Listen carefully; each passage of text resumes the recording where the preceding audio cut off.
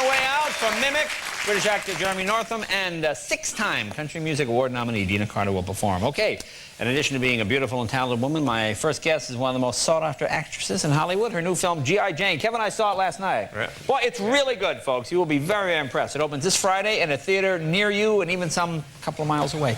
Please welcome Demi Moore.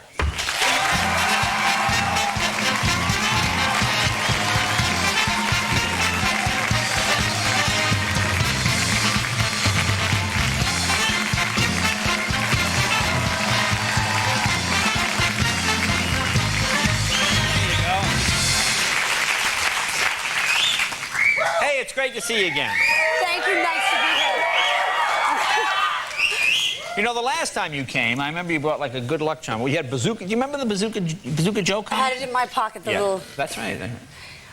I don't have a bazooka in my pocket. No. Basically, I don't have pockets. But I did bring Sounds something like a joke. for you. It's something special to Something me. special? Yes. It's a G.I. doll. Is this for me? Yes. Oh, isn't that nice? Oh, they're very nice. It's got the shaved head. Thank you very much. Look at that. Thank you. Thank you very much. I thought they did a great job, the likeness, you know. Yes, and, you know, it's got the stomach perfect, actually. Yes, it seems to be. Well, it's good. Now, you came in where? From Idaho now? Yes, sir. Okay. Well, that's... Now, you live up there full-time? Full-time. Yeah, yeah. It's... Now, what is it like? Are you sort of isolated? It's sanity. Yeah, yeah. You know, you get back here, you fly in, and you forget those freeways. You forget what it's really like to be out there, dog eat dog, on the road. Dog eat dog. It's rough out on those freeways, yeah. That's a tough neighborhood. So Idaho, you know, you've got that easygoing. Now, do you have a lot of animals? Are you on a farm type thing? Obviously. Well, we have a regular food chain in our house. Oh. You know, fish, cat, dogs, on-up horses. I mean, do you have wild animals? I mean, you're not in a condo in Boise, obviously. No. You know. No, but we have had a couple of occasions where we've had bears and various other animals. No, really? Actually, literally a week ago, I had a friend over with her daughter, and we were... she was getting ready to leave, and she walked out the door, and she said, you know, there are two policemen out here, and they just asked me if I saw a mountain lion go by. Oh, geez. And so we had a security man see on a video monitor this mountain lion, literally outside of our gate. He hopped over, didn't have any weapon with him, saw the mountain lion start to move towards him, had to hop back, so the mountain lion then followed him over. So I guess they were just wondering if we happened to see it, you know, passing by. What kind of guy follows a mountain lion without a... What did he expect to do when he... Aha! I mean, what I obviously would guess he moved before he thought. yeah. He needed G.I. That's what it is. He's no G.I. We have to set him right here. Oh. Oh, that's okay. That's cool. That's cool. Okay. Now, do you do farm chores? Do you do that kind of thing, too? No. No, well, that's very honest. You know, thank you for that. You know, I'm so tired of these celebrities. Oh, I'm chopping wood. I'm doing... Good for you. Good. Bruce does chop wood. He hauls the rocks, you know, brings them back to his roots. I, on the other hand, am happy to watch through the window. He beat me out. He beat me out for a car once. Has he still got that 55 Packard Caribbean? He may have that. Yeah. I was trying to get that thing. And Willis, he got there like a day before me and got that car. You have to move quick. Now, let me ask you about the scene. You know, we saw the movie last night, and when you shave your head, I imagine there's only one take when you do that, isn't it? Well, it was one very long take because we did 3 cameras. Yeah. And so I shaved, say, a third of my head, and then Ridley Scott said, okay, cut. And I'm thinking, this was my big moment. I'm going to have it all off. And I had to wait a half an hour sitting with half of my head shaved until he's reset the 3 cameras, until I was then left with the final shot of 3 cameras with a Hare Krishna tail to get the back end. Well, show this. We have a still story. Show this shot of... They are like... Yeah, because I remember seeing it sort of like in People magazine and some things after you had it. Was it odd? I mean, did it feel odd? Did you... You get a little colder. Yeah. At night, but it's actually a very liberating experience because you don't realize how much you hide behind your hair, and we use our hair and we play with it, and when there's none there, you're kind of like,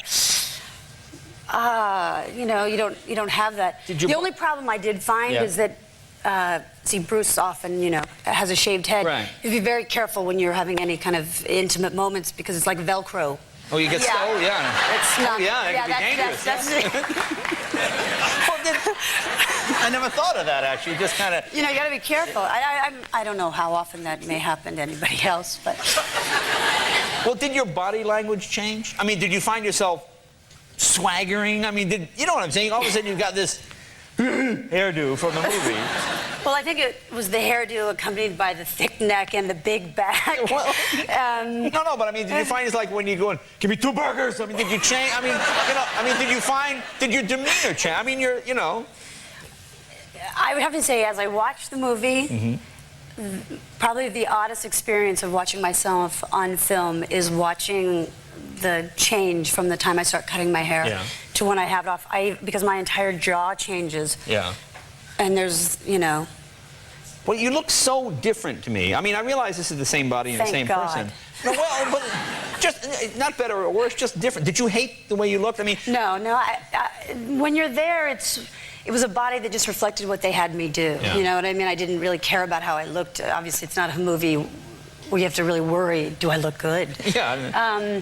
It was so. But once the film was over and I had shaved my head to nothing, we had taken, you know, shaving cream and a razor blade, so I was actually just skin, and I didn't have the movie to show up to anymore, and I was looking in the mirror, I was saying, who the are you? Yeah. I can't get any pants I own above this part of my thighs, you know, and all my shirts were, you know, kind of ripping out in the back. So I went on a real focus to find the more feminine side. Yeah. Did it itch? Well, you know, Were you scratching your head all the time? From nothing to the first beginnings, it's a little irritating. Yeah. You know, but it's more not so much itching. It's kind of like just like where it pokes. You know. Yeah. When we come back, we'll is anybody talk. out here with shaved heads who understands this? I think we have a band leader that might. Thanks, Jay. Thank you. When we come back, we'll talk some more. Because, you know, I was very impressed. Kevin and I were sitting and watching the movie. At the end, I said, I couldn't think of any other actress, really, that could play this role. I mean, I can't, because it was that... When you see it, it's... Sometimes I forget what a good actress you are. I know that does this sound like an odd sort of left-handed compliment, but it's true. No, because you know you see right-handed. somebody with People magazine, or you see you and Bruce like at a Planet Hollywood thing, and then you go see this and you go, geez, it's an amazing, amazing piece of work. We'll talk about it more when we get back. More with Demi right after this.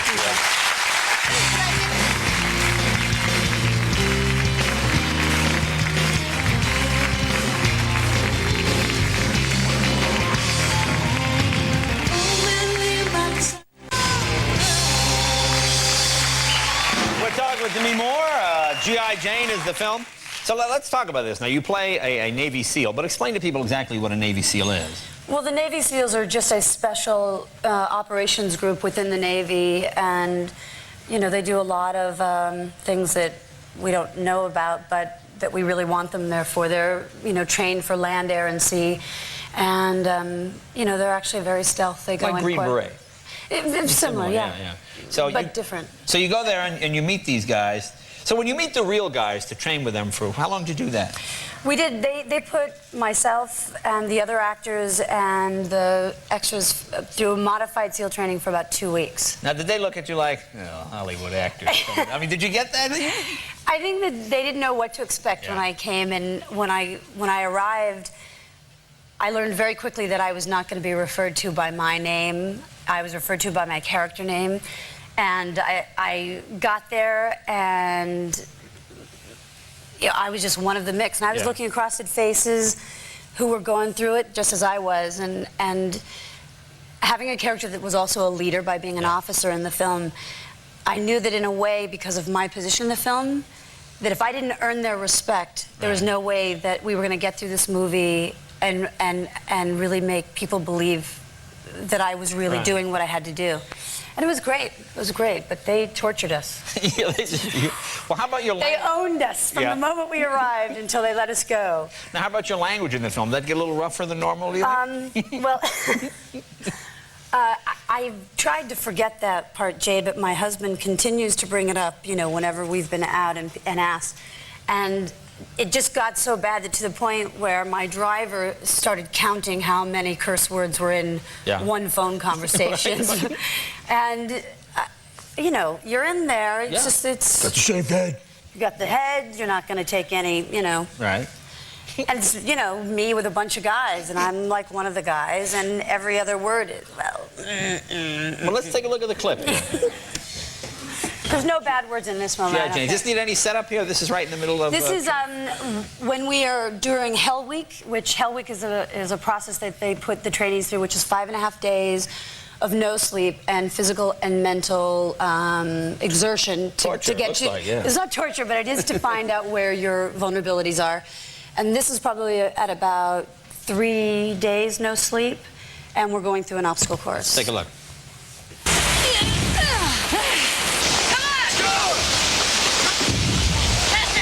Help me up, Jordan.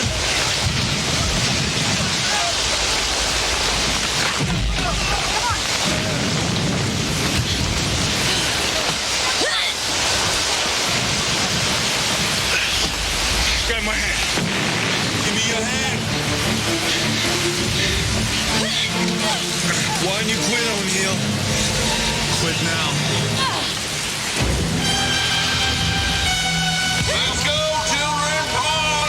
Let's go, forecast. Pays to be a winner. Come on, move your fat ass. Oh, this would be a fine time to quit, wouldn't it, gentlemen? How many quitters we got? Come on, move it. Get on up here, mud muffins. Come on, you guys look like sea slugs. O'Neal, what are you waiting for, girl? Get your fine lady down here.